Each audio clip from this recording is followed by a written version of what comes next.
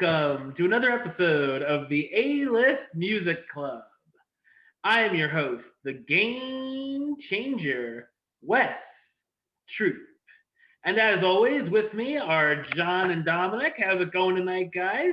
Oh, good.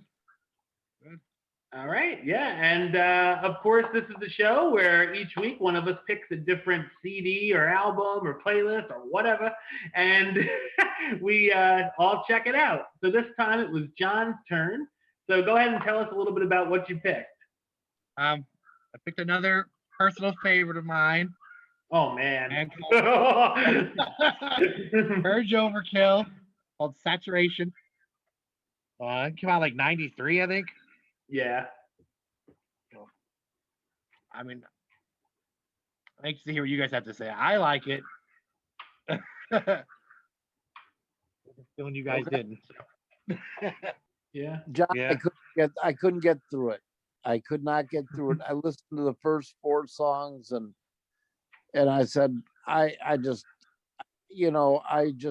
have to listen to something else. I don't know, rock in the 90s for me, and even in the 2000s and up, I don't know. I just don't get it. Now in the 90s there was grunge, and I like what rock in the 2000s. Yeah, really. I really liked like grunge. Like I love Pearl Jam. I like Soundgarden a lot. I love a band called Mother Love Bone. and but I couldn't do it, man. And I felt bad because I know how much you like this album. But I just no. It was squirrel turds for me. Oh man. So yeah. Definitely it's got a 90s sound to it, I thought. Sometimes it reminded me a little bit of the Foo Fighters. I could hear a little bit of that in there. What's with the talking between the tracks in some of the songs? Yeah. I was like, what is going on here? They sounded like they were stoned or drunk. Probably were. Yeah, it definitely had some WTF moments. And what was up with the Mary Tyler Moore theme being thrown in at the end of one of the songs? I was like, oh, this is interesting. That's for sure. I didn't expect this. Sometimes I thought, is it one singer or 2 singers? On this album, all 3 sing. Oh, well, I thought somebody sounded a little kind of whiny and a little off key at times. I was like, oh, missed the note. I thought the music was pretty good, though. It just wasn't really in my wheelhouse, per se. It's funny that Dominic brought up the first 4 songs, because those were the ones that I liked. Sister Havana, Tequila Sunrise, Positive Bleeding, and Back on Me. I thought, they all were fine. Then I thought, well, it kind of went a little downhill after that. Woman to Woman, I thought was annoying.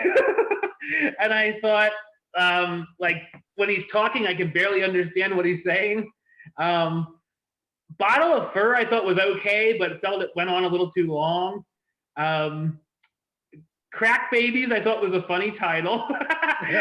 And Night in Gray, I thought those both were a bit repetitive. The Stalker, the music kind of reminded me a little bit of Godsmack. And I like the guy randomly yelling Stalker. Dropout, I thought definitely had a stonerish vibe. But I did like the Nintendo sounding opening. And Erica Kane, I was very intrigued by this because everyone in my family, including myself, watched All My Children, and that's Susan Lucci's character. And I was wondering if I was assuming it had something to do with that it was called that. Well, he said, I think the first line is the Emmys overlooked you again this year or something like that. Yeah, yeah. So it did have to do with that. So that was interesting. And I think that dates it. Huh? That sort of dates it a little bit. Yeah, Like definitely. a kid now probably has no idea who Erica Kane is. Heaven 90210, is that a 28-minute long song? No. On YouTube it is. Yeah. There's a hidden track. You have to listen to like silence for like 15 minutes or So. something. And then another song goes on. I never listened. I don't even know what that song sounds like.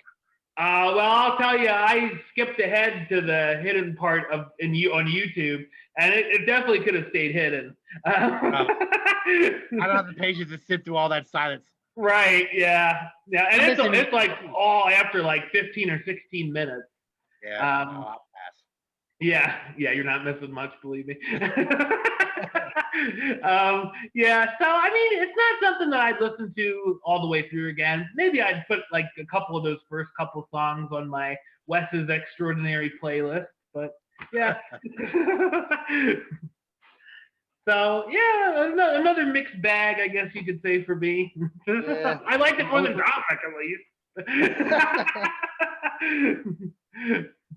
I'm over sounding so bad now, are they? What? What's that? I said Nantucket ain't sounding that. Nantucket. This is better than that, I think. Yeah, I'll give you that. Wow, they're from Chicago, if that means anything. Yeah. They did another album after this, which they couldn't give copies away of for free. Broke up. We got back together, did an album in 2011, which is pretty good. I think so. You guys probably won't like it, but okay. Yeah.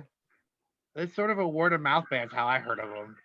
I was gonna say, did they get much radio play? Around here, the radio station played. Which one was it? Not Sister Havana, the other one. Positive Bleeding. Oh, okay. Title of that I heard, and I saw the videos for. But now this album only went to like 146 on the chart, so it wasn't like a massive hit. Yeah, I've never heard of them. They actually already had one song that made the charts, the Billboard charts, and that's their version of "Girl to Be a Woman Soon" from Pulp Fiction. That's it. They're just sort of one of those, like, I would do this, like, hey, it sounds pretty good, check it out, and spread the word. Right. And they opened up for Nirvana on their Nevermind tour. I mean, that's pretty big. Wow, that is big. Who'd they open for? Nirvana on their Nevermind tour. Wow. Before this album came out, like they were just like an indie band, like things like that. People would see him, and then we're kind of one of those up and coming, like maybe the second or third album would do big things for them, and then it never happened. From what I've read, they sort of indulged in all the rock star excess once this album sort of made them somewhat famous. They all got into drugs, were doing sloppy performances and shitty interviews, and that didn't help them at all. Wow. And the next album is way off. I don't even know how to describe it. Wow. One after this is definitely a coked out album. You can tell it's off the rails. Yeah. It was definitely an interesting listen. Yeah. You're right. I mean, the first 1, 2, 3, 4, 5, 6. The first half is really good. Then I don't even like Dropout. I usually skip that on my CD. Yeah. First half is definitely better. Yeah, definitely. What do you guys rate this thing? What do you think? I had a rule that I broke for Nantucket. I said I will never rate a band lower than a 3. So 3. I think you're gonna say you were gonna break the rule again. I'm pretty sure you gave Spirit Animal 2, but I have to go back and check. But so for me, I guess I'm gonna go with a 5 because I like half the album. Yeah, I'll say 6. I mean, I really like it, but yeah, the second half isn't that great. Yeah. Okay. Yeah. If it had been like an LP or something, Yeah. it would have been a lot easier to get through. Again, it's just a personal favorite. It's not that I think it's the Right. greatest thing. Right, it's up there with the Beatles. Yeah. Okay. I don't believe any band is better than any other band, you know. Yeah. So it's my turn to pick it out. Nantucket 2. No. The soundtrack to Django Unchained. I'm going to pick the Pink Floyd album Metal. Johnny, it's just for you. There's a song on there called Echoes. It's 27 minutes long. Oh God. Is this a joke? I'm just you guys. I'm just Thank messing. God. Yeah. I never got into Pink Floyd. Me either. Or the Grateful Dead. Never got into them either. Oh, well, you may have to be listening to American Beauty next time, but the only American Beauty I know is with Kevin Spacey. so I am going to pick a song that was one of my most favorite bands growing up until they turned to pussy pieces of shit. Oh, I know who this is. I am going to pick the album Get Your Wings by Aerosmith. Their second album. Wow. Not the one I was thinking, but all right. Well, what were you thinking? Rocks is pretty popular. Yeah, And it my rocks. favorite Aerosmith albums are Get Your Wings #1, Toys in Your Attic #2, Rocks #3, and then the first one #4, and then they go from there.